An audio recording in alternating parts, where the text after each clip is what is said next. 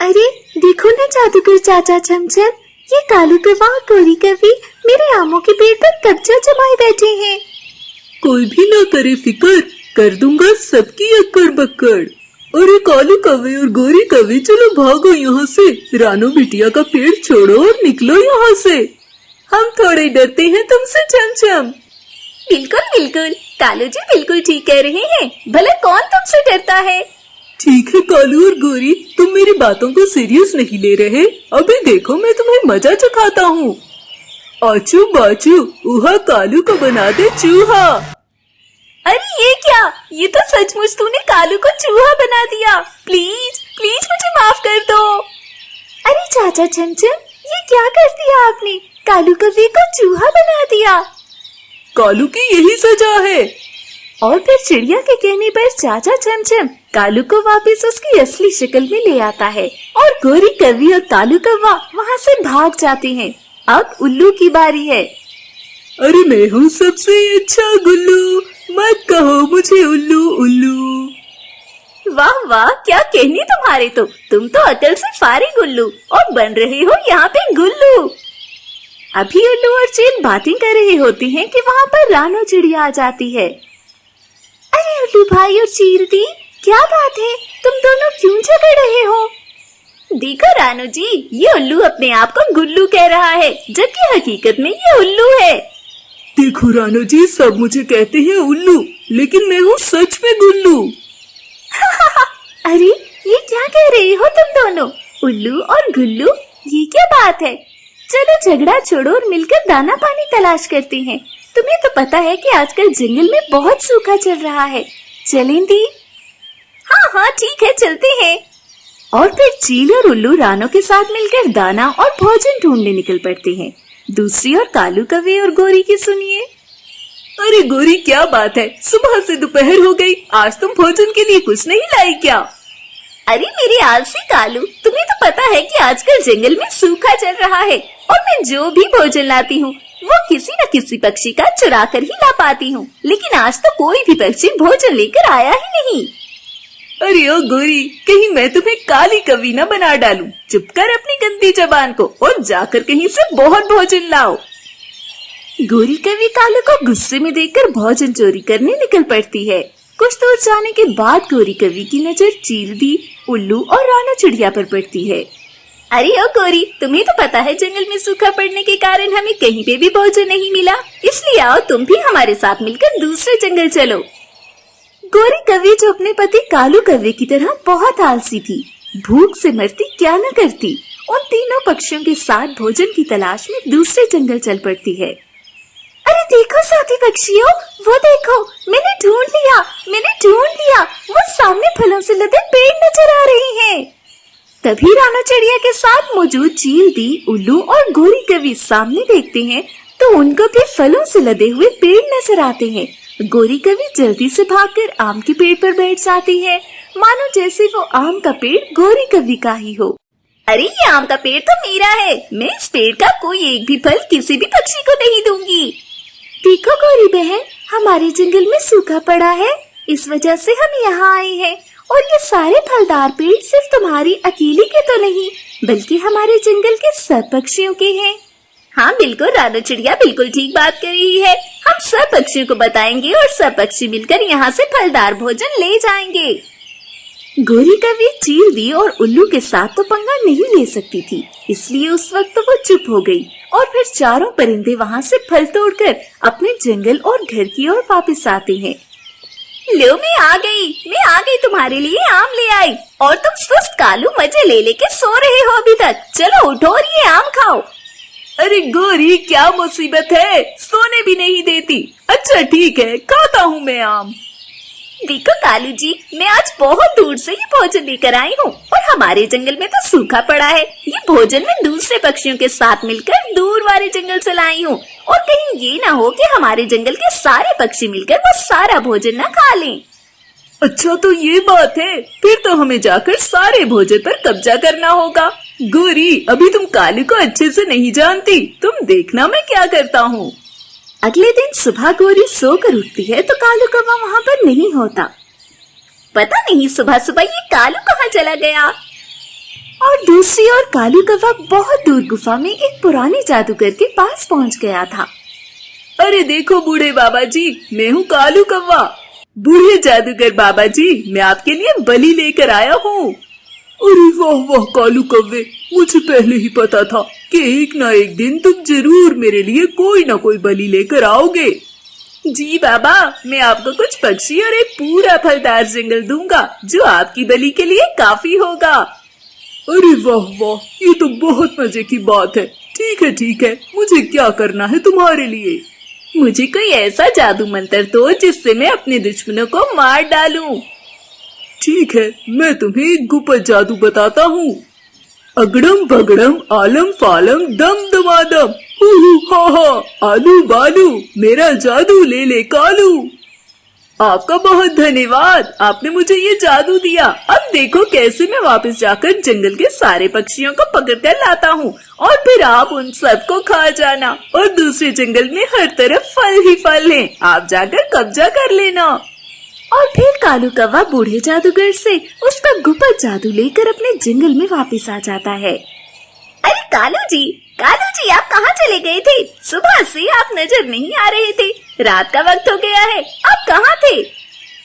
तुम्हारे लिए खुशखबरी है गौरी, खुशखबरी। मैं एक बूढ़े जादूगर से गुप्त जादू लेकर आया हूँ। इस जादू के कारण मैं जंगल के सभी पक्षियों को उस बूढ़े जादूगर का गुलाम बना दूंगा। लेकिन एक गलती मेरे से हो गई है। मैंने बूढ़े जादूगर को दूसरे जंगल जिसमें फलदार पेड़ हैं, उसके बारे में भी बता दिया है। बूढ़ा जादूगर उस जंगल में भी अपना कब्जा कर लेगा। कालू, ये तुमने तो अच्छा नहीं किया, लेकिन तुम जो कह रहे हो कि तुम्हारे पास एक गुप्त जादू है, तो तुम उस जादू के कारण उस बूढ़े जादूगर को भी मार डालो। अरे वाह गौरी, ये तुमने बहुत अच्छा उपाय बताया है। जरूर, अब मैं यही करूँगा। और फिर कालू कौवा जंगल में सभी पक्षियों के पास जाता है। अरे पक्षियों, जल्दी आओ, मेरी बात सुनो। सारे पक्षी कालू कौवे की बात सुनकर उसके पास आ जाते हैं। और जब सारे पक्षी कालू कौवे के आसपास इकट्ठे हो जाते हैं, तभी कालू कौवा उस बूढ़े जादूगर का दिया हुआ मंत्र पढ़ता है। अगड़म बगड़म आलम फालम दम दमादम हु हा हा आलू बालू मेरा जादू काम कर, मैं हूँ कालू। और फिर कालू कौवा मुंह खोल के जोर से हंसता है। कालू कौवे के ये बोलते ही तमाम पक्षी बेहोश होकर गिर जाते हैं। रानो चिड़िया की बेटी गुड़िया, जो कि अपनी मम्मा के पीछे छुपकर आई थी, पेड़ के पीछे छुपकर ये सब देख रही थी। कालू कौवा और गोरी कौवी आपस में बातें करने लगे। गुड़िया चिड़िया उन दोनों की बातें सुनकर समझ गई कि कालू कौवा सब पक्षियों को मारकर बूढ़े जादूगर को दे देगा और बदले में बूढ़े जादूगर से और ज्यादा खतरनाक जादू हासिल करेगा। तभी गुड़िया चिड़िया भागी भागी जंगल के नेक और अच्छे जादूगर चाचा चमचम के पास जाती है और उसे जाकर सारी बात बताती है। तभी चाचा चमचम गुड़िया चिड़िया की ये बात सुनकर उसके साथ चल पड़ता है और कुछ देर के बाद चाचा चमचम और गुड़िया चिड़िया बूढ़े जादूगर के ठिकाने पर पहुंच जाते हैं, जहाँ पर कालू कौवा सारे पक्षियों को बेहोश करके बूढ़े जादूगर को गिफ्ट कर रहा था।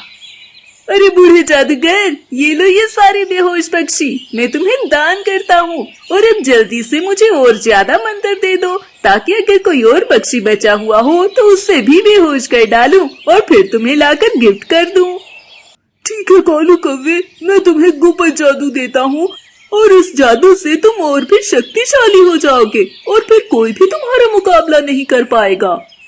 तभी बूढ़ा जादूगर कालू कौवे को कुछ गुप्त मंत्र सिखाता है और कालू कौवा बहुत खुश होता है। चाचा चमचम और गुड़िया पेड़ के पीछे छुपे ये सब कुछ देख रहे थे।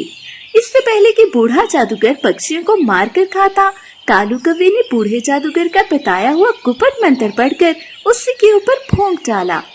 पीछू पीछू देखो चीचू। ये कहकर कालू कौवा मंत्र बूढ़े जादूगर की तरफ फूंक देता है और बूढ़ा जादूगर वहीं पर मर जाता है। मुझसे गलती हो गई थी, मैंने तुम्हें फलदार जंगल का बता दिया। इस जंगल में सारे फलदार दरख्त मेरे हैं। इन सब पक्षियों के खाने के बाद क्या पता तुम हमें भी खा जाते, इसलिए मैंने तुम्हें मार डाला। हा हा हा। चाचा चमचम और गुड़िया चिड़िया पेड़ के पीछे से निकलकर कालू कौवे के सामने आ जाते हैं। कालू कौवा, जो चाचा चमचम और गुड़िया को अचानक अपने सामने पाकर हैरान हो जाता है इससे पहले कि कालू कौवा कोई मंत्र पढ़ता, चाचा चमचम ने एक शक्तिशाली मंत्र पढ़कर कालू कौवे की तरफ फूंक मारी, जिससे कालू कौवा वहीं पर एक पत्थर की मूर्ति बन गया। और फिर चाचा चमचम ने अपने जादू के जोर से तमाम पक्षियों को ठीक कर दिया और फिर सब पक्षियों ने मिलकर यही फैसला किया कि अब दूसरे जंगल में जाकर रहेंगे, जिसमें हर तरफ फलों के पेड़ हैं। और कालू कौवा और बूढ़े जादूगर दोनों को अपने लालच की सजा मिल गई थी। अब मैं बूढ़ी हो गई हूँ, अब तुम शादी कर लो ताकि मैं सुकून से मर सकूं। अरे माँ, ऐसी बातें क्यों कर रही हो? मुझे नहीं करनी शादी, मैं तो बस तुम्हारे ही साथ रहूंगी। अरे बेटी, ये मेरी आखिरी इच्छा है कि मरने से पहले तुम्हारी शादी कर दूं ताकि तुम्हारी फिक्र ख़त्म हो जाए और फिर मैं सुकून से मर सकूं। क्या तुम मेरी आखिरी इच्छा पूरी नहीं करोगी? अपनी बूढ़ी चिड़िया माँ को रोता देख इसकी बेटी टोनी चिड़िया मान जाती है। अच्छा ठीक है माँ जी, आप रो नहीं, मैं आपकी आखिरी इच्छा पूरी करूँगी। जैसा आप बोलोगी मैं वैसा ही करूँगी। ये सुनकर टोनी की बूढ़ी माँ खुश हो जाती है और फिर कुछ दिनों बाद टोनी चिड़िया की माँ जग्गू कौवे के साथ अपनी बेटी को ब्याह देती है। जग्गू की माँ और जग्गू कौवे का पिता अपने बेटे की टोनी चिड़िया से शादी को लेके बहुत खुश होते हैं। अरे टोनी बेटी, लगता है तुम्हारे शुभ कदम घर में पड़ते ही सब शुभ शुभ होने लगा है। मुझे दूसरे जंगल में दोबारा नौकरी मिल गई है। ये सुनकर कालू कौवे की बीवी गोरी कौवी जल जाती है। अरे सरताज, नहीं, वो तो आपको नौकरी इसलिए मिली क्योंकि मेरे भाई शानू कौवे ने तुम्हारी सिफारिश की थी। ये नई बहू के आने से पहले तुम्हारी चिट्ठी डाली हुई थी मेरे भाई शानू कौवे ने। अच्छा भाग्यवान, ठीक है, पर फिर भी हमारे बहू ने पहला कदम रखा तभी मुझे नौकरी मिली। अच्छा, आज खुशी का दिन है, इसलिए आज तुम अशुभ बातें ना करो। अपनी नई नवेली दुल्हन के सामने अपनी बेइज्जती होना देख गोरी कौवी जलकर रह गई और मन ही मन में सोचने लगी कि मैं इस दुल्हन को ऐसा मजा चखाऊंगी कि ये सारी उम्र याद रखेगी। अगले दिन टोनी चिड़िया की बूढ़ी माँ अपनी बेटी से मिलने आती है। टोनी चिड़िया अपनी बूढ़ी माँ से मिलकर बहुत खुश होती है। अरे टोनी बेटी, कैसी हो तुम? और तुम्हारी सासू माँ गोरी कौवी कहाँ है? अभी टोनी चिड़िया कुछ बोलने ही लगी थी कि तभी गोरी कौवी वहाँ आ जाती है। अरे समदन जी, हमें तो अपने बेटे की शादी करके भी कोई सुकून नहीं। देखो ना, अभी भी घर के काम करके आई हूँ और तुम्हारी बेटी मजे से आराम कर रही है। हमारे तो नसीब फूटे जो बहू भी ले आए और आराम फिर भी नहीं। अरे सासू माँ, आप तो बाहर गई हुई थी और घर के सारे काम तो मैंने ही किए हैं आज। देखा समदन जी, तुम्हारी बेटी कितनी बदजबान और बदतमीज है। मुझे पहले ही दिन बुरा भला कह रही है और मुझे झूठा कर रही है। लगता है तुमने अपनी अनपढ़ गंवार बेटी को कोई संस्कार नहीं दिए। ओहो, ये मैं किसको बता रही हूँ जो खुद भी जाहिल और गंवार माँ है। भला कैसे तुम अपनी बेटी को रीति रिवाज और संस्कार दे सकती हो? तुम खुद एक जाहिल और गंवार औरत हो। मेरे फूटे नसीब जो मैंने तुम्हारी बदजबान, गंवार और जाहिल बेटी को अपनी बहू बना लिया। टोनी चिड़िया अपनी माँ का अपमान बर्दाश्त न कर पाई और खूब फूट फूट कर रोने लगी और टोनी चिड़िया की माँ अपनी बेटी को आशीर्वाद देकर वहाँ से चली गई। शाम को टोनी चिड़िया का पति जग्गू कौवा घर आता है। टोनी चिड़िया अपने पति को अपने साथ बीते जुल्म की कहानी सुनाती है। देखो जग्गू, आज मेरी बूढ़ी माँ मुझसे मिलने आई तो तुम्हारी माँ ने मेरी माँ का अपमान किया और मुझे भी भला बुरा कहा। देखो, तुम्हारी माँ मुझे जो मर्जी कह ले, मगर मेरी माँ की बेइज्जती करने का उनको कोई हक नहीं। अरे मेरी प्यारी रानी, तुम चुप हो जाओ, मैं अपनी माँ को समझाता हूँ। अब से मेरी माँ तुम्हें कुछ नहीं कहेंगी। जग्गू कौवे की माँ गोरी कौवी कमरे के बाहर जग्गू कौवे और टोनी चिड़िया की बातें सुन रही होती है। तभी गोरी कौवी अपने कमरे में चली जाती है और कुछ देर बाद जग्गू अपनी माँ के कमरे में जाता है। जग्गू कौवे को देख इसकी माँ गोरी कौवी जोर जोर से रोने लगती है। अरे माँ, क्या हुआ? चुप हो जाओ, क्या हुआ माँ, मुझे बताओ। जग्गू बेटा, ये देखो, आज तुम्हारी पत्नी की माँ हमारे घर आई थी। मैंने इसके लिए चाय बनाई और मुझे कुछ देर क्या हुई, तुम्हारी पत्नी टोनी चिड़िया ने और इसकी जालिम माँ ने गर्म गर्म चाय मेरे मुंह पर डाल दी। ये देखो मेरा सर और चेहरा, और मुझे दोनों ने मिलकर बहुत मारा। ये देखो मेरे पंख, इस पर अभी तक खून जमा हुआ है। अपनी माँ गौरी कवि की ये बातें सुनकर जग्गू कौवा गुस्से में अपने कमरे में आता है और अपनी पत्नी टोनी चिड़िया को खूब मारता है। टोनी चिड़िया बतेरा कहती है कि मुझे बताओ क्या हुआ है, बताओ तो सही। लेकिन जग्गू कौवा अपनी पत्नी की एक बात नहीं सुनता और टोनी चिड़िया को खूब मारता है। टोनी चिड़िया खूब जोर जोर से रोने लगती है। हाय माँ, माँ तुम कहाँ हो? देखो माँ, आज मुझे मेरे पति ने बहुत मारा, मुझ पर बहुत जुल्म किया। तभी गौरी कवि वहाँ आती है। देखा मुझसे पंगा लेने का अंजाम, आज तुमने मुझसे बदतमीजी की। देखो कैसे मैंने तुम्हें मजा चकाया। ये कहकर गौरी कवि अपने कमरे की ओर चली जाती है। अगले दिन सुबह टोनी चिड़िया उठकर रसोई में जाती है और अपने पति जग्गू कौवे और अपनी सास गौरी कवि के लिए नाश्ता बनाती है और अपने पति को नाश्ता परोसती है। अरे वाह, इतना मजेदार नाश्ता बनाया यार, तुमने मजा आ गया। जग्गू बेटा, तुम जल्दी काम पर जाओ और आते समय मेरे लिए गोश्त ले आना। आज मेरा मन मांस खाने को कर रहा है। और जग्गू कौवा काम पर चला जाता है। तभी टोनी के सास गौरी कौवी अपनी बहू को मजा चकाने के लिए एक प्लान बनाती है। गौरी कौवी तेल की बोतल में पिसी हुई लाल मिर्चें डाल देती है ताकि टोनी चिड़िया इस तेल से जब मालिश करे इसके जख्मों से खून बहे और टोनी चिड़िया को तकलीफ पहुंचे। अभी गौरी कौवी ये सोचकर लाल मिर्चें तेल की बोतल में डाल ही रही होती है कि तेल की बोतल इसके हाथ से छूटकर गिर जाती है और इसके मुंह और आंखों पर गिर जाती है और गौरी कौवी जोर जोर से चिल्लाने लगती है। हाय मैं मर गई, हाय मैं मर गई, टोनी बेटी जल्दी आओ, मुझे बचाओ, जल्दी आओ। फिर तब तक मिर्चों वाला तेल गौरी की आंखों में चला जाता है और फिर टोनी चिड़िया जल्दी से गौरी कौवी को हॉस्पिटल लेके जाती है। मगर तेल में ज्यादा लाल मिर्च होने के कारण इसकी आंखें जाया हो जाती हैं। इस कहानी से हमें ये सीख मिलती है कि हमें किसी पर जुल्म नहीं करना चाहिए। अगर आपको हमारी कहानी अच्छी लगी है तो कहानी को लाइक और चैनल को सब्सक्राइब कीजिए। धन्यवाद।